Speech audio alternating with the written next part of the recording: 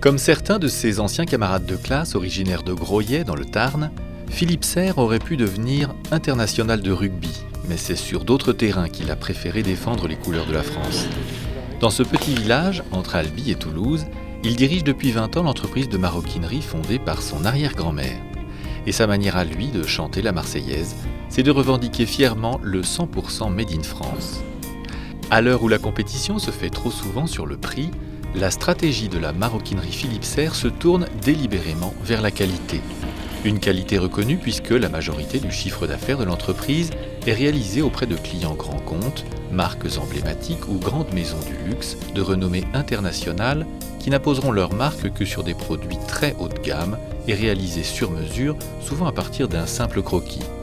La qualité, le conseil et le savoir-faire sont les ingrédients indispensables pour répondre aux exigences de cette clientèle, comme nous l'explique Philippe Serre. On peut maîtriser le produit de A à Z, c'est-à-dire qu'on peut partir d'un croquis, mais à partir de ce croquis, concevoir, réaliser avec toutes les techniques possibles et imaginables le produit dont rêve le client.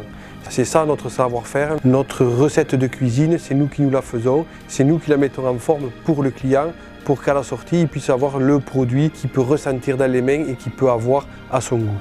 Avec un niveau de qualité, bien entendu, qui est à la hauteur des exigences du métier, avec un réel savoir-faire au niveau du choix des matières, des choix des cuirs, au niveau des finitions, au niveau des piqûres, et tout ça, mis bout à bout, fait un produit qualitatif et qui correspond aux règles des entreprises du patrimoine vivant, du vrai savoir-faire français.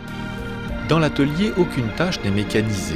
À la coupe, c'est l'œil expert qui repérera, presque invisible, la trace d'un bouton ou d'une cicatrice sur une peau et décidera de la placer dans une partie cachée, valorisant ainsi la quasi-intégralité des peaux, toutes issues bien sûr d'animaux élevés et abattus pour leur viande. À la refente et au parage, les pièces sont désépaissies, chacune de manière spécifique selon la place qu'elle occupera dans le produit fini. Suivront ensuite les étapes de finition, puis de montage. Énormément de travail même, puisqu'on n'utilise que des cuirs pleines fleurs, une matière vivante qui peut s'étirer en fonction de la partie où il va être prélevé. On va avoir plus ou moins de prêt-temps, plus ou moins d'étirement, donc on est obligé d'avoir ce réel toucher, de sentir cette matière, parce que si on ne sent pas cette matière, on ne va pas pouvoir la refaire vivre comme elle doit être normalement.